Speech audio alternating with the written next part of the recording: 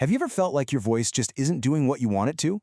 Well, today, we're going to dive into a technique that is so simple, it looks a little crazy, but the science behind it might just change the way you think about your voice forever.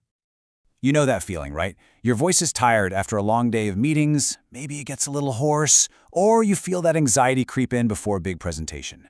We all think the solution has to be complicated, but what if it wasn't? What if the fix was, well, this simple?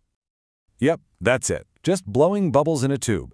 I know, it looks like something a kid would do for fun, but this is the core of a revolutionary voice therapy technique. So the big question is, how in the world can blowing bubbles into water have such a massive impact on the human voice? Okay, I get it, it looks weird, but trust me on this one. The science behind this simple little action is absolutely fascinating. It's a perfect example of how some basic physics can create incredible, profound changes inside our own bodies. So let's get into it. How does this actually work? This isn't magic, it's a really elegant dance between physics and physiology. We're going to break down exactly what's happening when you do this. First things first, let's get the technical name out of the way. This is what's called a semi-occluded vocal tract exercise, or SOVT for short.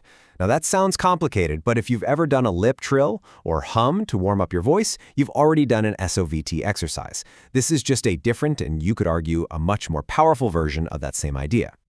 When you phonate through the tube into the water, three things happen all at once. The tube makes your vocal tract longer, the water creates this positive back pressure, and it all encourages your larynx, your voice box, to just chill out and drop into a more relaxed position. But that middle one, the positive back pressure, that's the real secret sauce here. This back pressure creates something called vocal tract inertance. What does that mean? Well, think of it like this. You're creating a gentle cushion of air that sits right on top of your vocal folds. This little cushion literally helps them do their job. It helps them vibrate more easily with way less effort.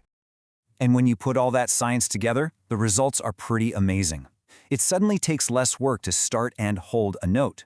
You can get louder without straining or hurting yourself. All that tension you hold in your neck and shoulders starts to melt away. And it even encourages you to breathe deeply from your diaphragm, all without you even thinking about it. Okay, so that's the theory. Sounds great, right? But does it actually hold up in the real world? Well, this is where it gets really interesting. The applications for this are huge, from helping people with serious speech disorders to training world-class performers.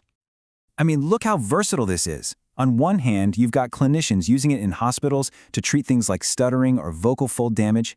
And on the other hand, you have elite vocal coaches using the exact same technique to help singers and actors warm up and build incredible vocal stamina. Let's just zoom in on one really powerful example from the clinical world. A study in 2018 took 10 kids, all between 8 and 10 years old, who had been dealing with chronic stuttering for years. They put them through an 8-week therapy program that was built around this bubble technique. The results are just staggering. I mean, look at this chart. Before the therapy, every single child was in the moderate to very severe range. After just 8 weeks, not a single one was left in that category. They all jumped up to very mild or even normal fluency.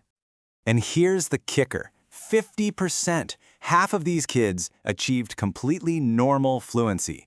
Let that sink in. These are children who struggled to speak for years, and in just 2 months, they were talking without a stutter. It just shows you how powerful this can be when it's applied the right way. So you see, results like that don't happen because of some random party trick. This isn't just about blowing bubbles. It's a highly structured therapy, a process that's designed to completely retrain how your body makes sound from the ground up. The whole thing is based on a concept called motor learning. You can think of it like learning to ride a bike or play the piano. The goal is to replace your old, inefficient, and maybe even harmful vocal habits with new patterns that are healthier, stronger, and eventually completely automatic. And this learning process happens in 3 basic stages.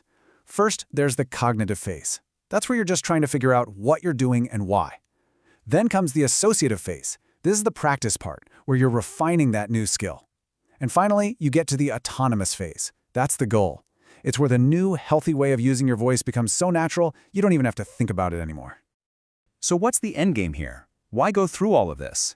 It's all about achieving something called vocal economy. Vocal economy is basically the holy grail for anyone who uses their voice. It means getting the absolute most out of it. The best volume, the clearest tone, the most stamina, while putting in the absolute least amount of physical effort. It's about working smarter, not harder, with your voice. And the benefits here go way beyond just sounding better. It's much deeper than that. As one of the pioneers of this method said, there's this incredible link between our voice and our life. When you get a handle on your voice, it can actually make it easier to manage everything else.